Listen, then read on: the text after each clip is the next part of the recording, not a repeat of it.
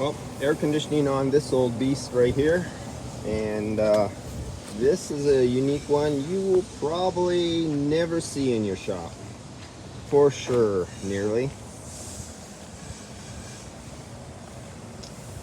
This is one of those very special editions.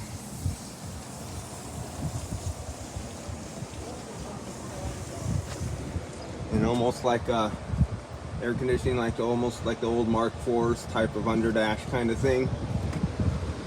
Suction throttling valve type deal on the air conditioning here. So here we have the high side off to the low. Let's see if I can get this over. Let's get you guys so you can see something here. Hold on.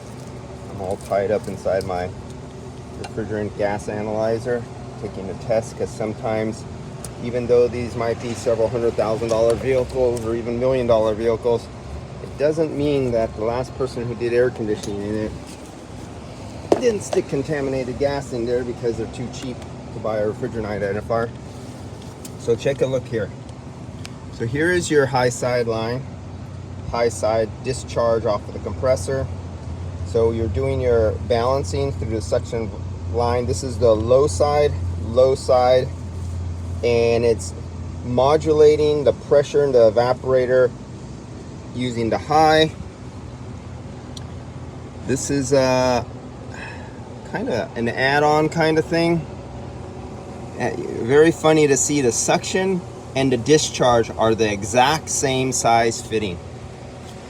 Really, I mean, this is your fan, no electric fan, and I wonder how that's working. Really small condenser. I mean really small. We're talking less than 9 inches in height. It probably goes across about 28 to 30 inches.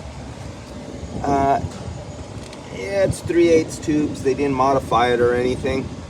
I'm looking at the tubes at the end of the thing, so I'd like to modify it to a parallel flow. They did convert it over, and there is no adjustment for me to do. There's nothing I can do. I can't control the evaporator pressure on this one. It's fixed. Trying to remember. This was like when my dad was young, he was working on this, but this kind of unit here, I don't think there's anything I can take off and get inside and adjust the suction throttle pressure. There's nothing underneath, and it's just fixed. So it's not optimized for our 134. Well, we know that anyway. This is like 1960 something. I don't even know what year this is. Let's see.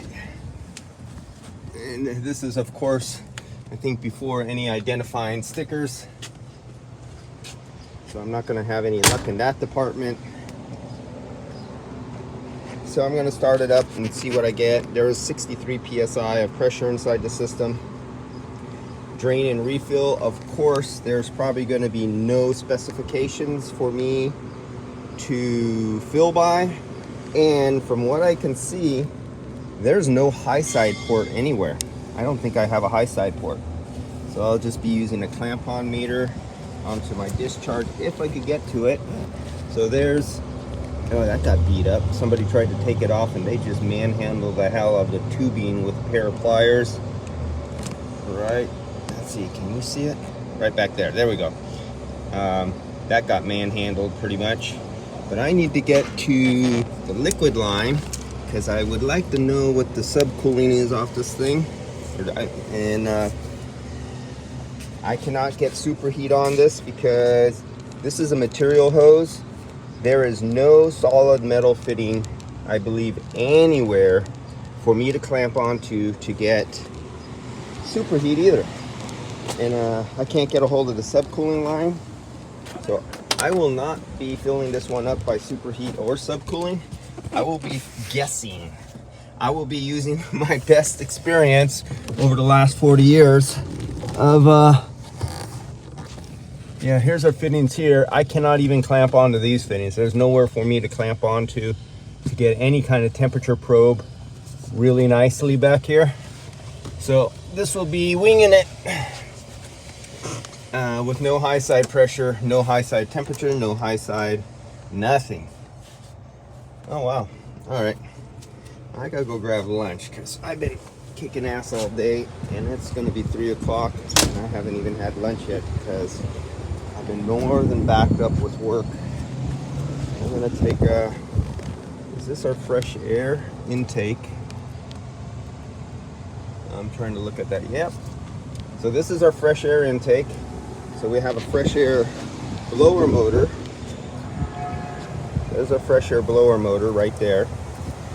Here's a squirrel cage. Here's our intake. That goes in. Heater control valve. And I gotta look in the back to see if this has its own motor in this unit because, oh yep, this one does. You can see down below. See down there, guys? Right there. You got motor in the middle and two squirrel fans. So I gotta get down there inspecting squirrel fans to see how dirty they are, because if they're filled with dust, there'll be very little airflow.